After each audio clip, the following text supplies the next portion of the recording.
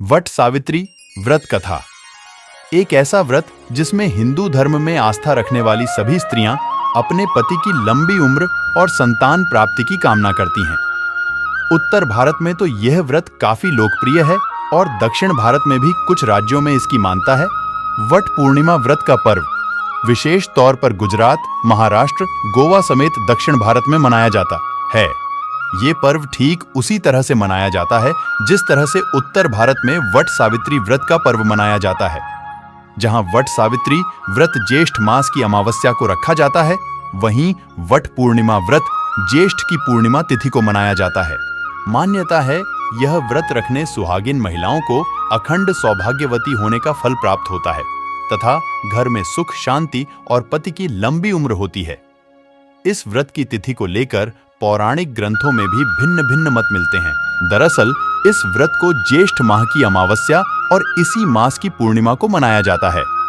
एक और जहां निर्णयामृत के अनुसार वट सावित्री व्रत ज्येष्ठ मास की अमावस्या को किया जाता है, तो वहीं स्कंद पुराण एवं भविष्योत्तर पुराण इसे ज्येष्ठ पूर्णिमा पर करने का निर्देश देते हैं। पौराणिक, प्रामाणिक एवं प्रचलित वट सावित्री व्रत कथा के अनुसार सावित्री के पति अल्पायु थे। उसी समय देवर्षि नारद आए और सावित्री से कहने लगे कि तुम्हारा पति अल्पायु है, आप कोई दूसरा वर मांग लें। पर सावित्री ने कहा, मैं एक हिंदू नारी हूं, पति को एक ही बार चुनती हूं। इसी समय सत्यवान के सिर में अत्यधिक पीड़ा होने लगी। सावित्री ने वट वृक्ष के नीचे अपने गोद में पति के सिर को रख उसे लेटा दिया।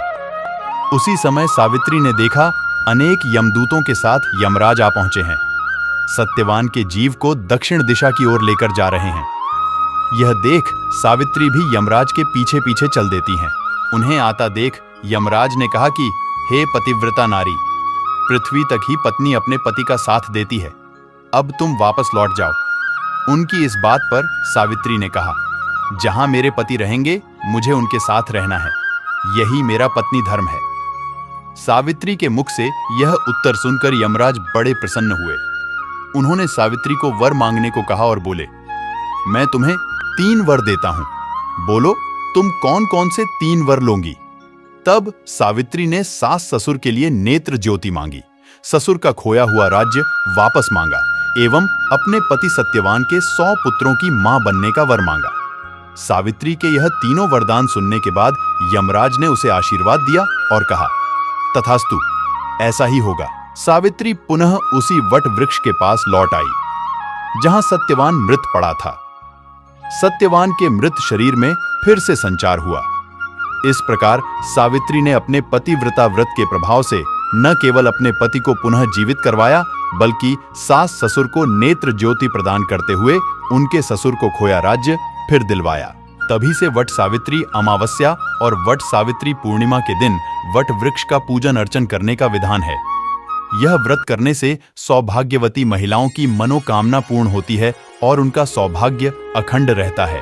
सावित्री के पतिव्रता धर्म की कथा का सार यह है कि एक निष्ठ पतिपरायणा स्त्रियां अपने पति को सभी दुख और कष्टों से दूर रखने में समर्थ होती हैं। जिस प्रकार पतिव्रता धर्म के बल से ही सावित्री ने अपने पति सत्यवान को यमराज के बंधन से छुड़ा लिया था, इतना ही नहीं, खोया हुआ राज्य तथा अंधे सास ससुर की नेत्र ज्योति भी वापस दिला दी। उसी प्रकार महिलाओं को अपना गुरु केवल पति को ही मानना चाहिए।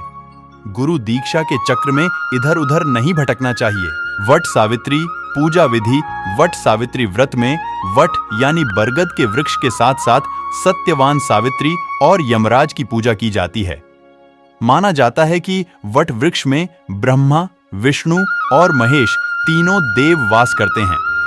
अतः वट वृक्ष के समक्ष बैठकर पूजा करने से सभी मनोकामनाएं पूर्ण होती हैं। वट सावित्री व्रत के दिन सुहागिन स्त्रियों को प्रातः काल उठकर स्नान करना चाहिए। इसके बाद रेत से भरी एक बांस की टोकरी लें और उसमें ब्रह्मदेव की मूर्ति के साथ सावित्री की मूर्ति स्थापित करें।